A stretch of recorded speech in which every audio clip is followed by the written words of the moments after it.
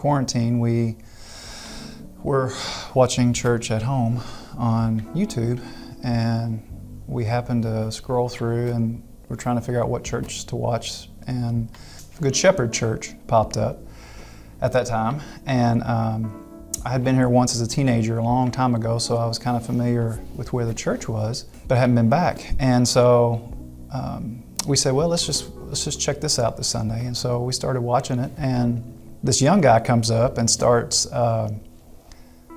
preaching, and I realized that it was the pastor. And I was thinking, who is this kid up there on stage preaching? Is he the preacher of this church?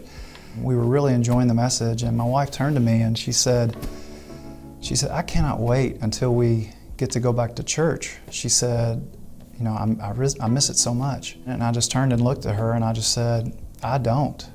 And I said, what's wrong with that? For a lot of my life, I really hadn't enjoyed going to church. I did it because I felt like it was necessary. I was obligated to go. I should go as a Christian. More often than not, I just would rather not even be there. It felt like I was just checking off boxes. There was times I felt like in life that I didn't even need church. I could be a good Christian and not have to go to church. So right after this church opened back up after COVID, we came. I'll never forget that Sunday. We came in and had no idea what to expect. And it wasn't any time after that. I don't even think we had hardly sat down, and I just started crying. And we went and sat down, and the worship was awesome. And I just felt it in my heart, just moving me. And again, I cried almost the whole service, and I didn't know why, but it just felt so good. Through the last few years since we had been married, I was going with her to Pentecostal church, and of course they were doing spiritual gifts and things like speaking in tongues and prophesying and things. And to be honest, that really bothered me. I was not comfortable with that. I was not brought up in those type of churches, and at times it often made me very mad because I felt like it wasn't real. It was put on. And I was really fighting and struggling with that. I just didn't understand it. I didn't see how it could possibly be real. And that Sunday, you started teaching on the spiritual gifts.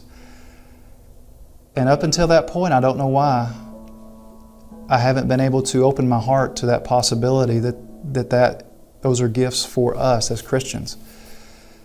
And that Sunday, God opened my heart to get to those deep places, to accept and to start understanding what He has in store for us. And I think that's why I was so emotional, was because He started open and peeling back those walls that I'd been putting up and fighting Him, that there was more.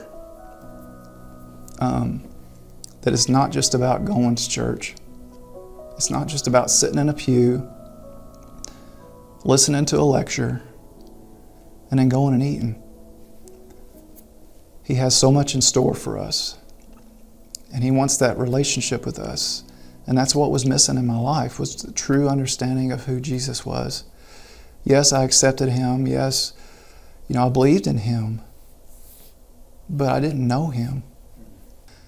From that day forward has started the journey in my life of the Lord revealing Himself to me and who He really is. Who is He? He's such a loving Father. He's somebody who's always there. Doesn't matter the time of day. Doesn't matter what you're going through. He cares about everything that you care about.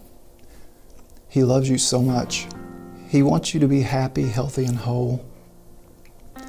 And not everything in life is perfect, don't get me wrong. There's hardships in life. But Jesus is always there for us. He knows your heart. He knows your desires. He knows what we want.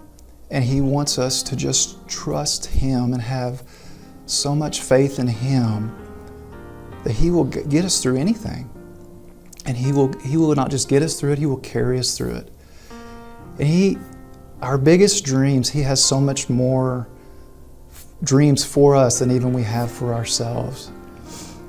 And I think a lot of times we try to do it all ourselves, and we put our faith in ourselves instead of in Him. And we can't do it.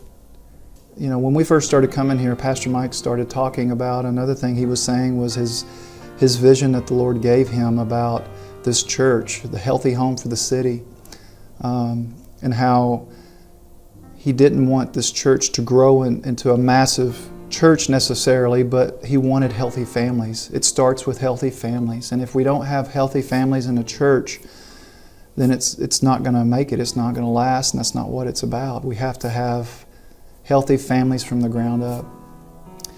And in the 2.5 years that we've been here, it's amazing how I've seen changes in this church, growing in closeness with one another, in families getting healthy, people getting released off of addictions, depression, coming to each other for help, for support. And just our church, you feel it, everybody just drawing closer together. You know, it's a family, and it is becoming a healthy home for the city. It is absolutely beautiful.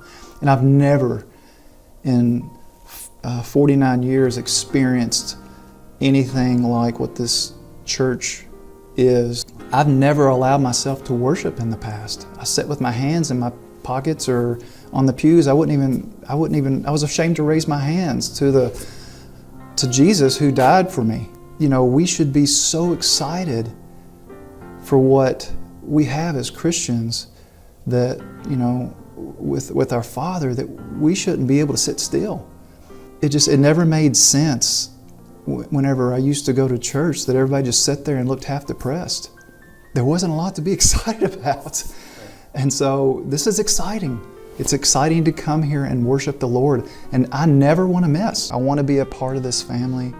I believe in the mission of this church and what the Lord is doing here. I feel Him with all of my soul. And I feel that Pastor Mike and the staff are just tuned in to what the Lord wants to do. And I'm so excited to be a part of it.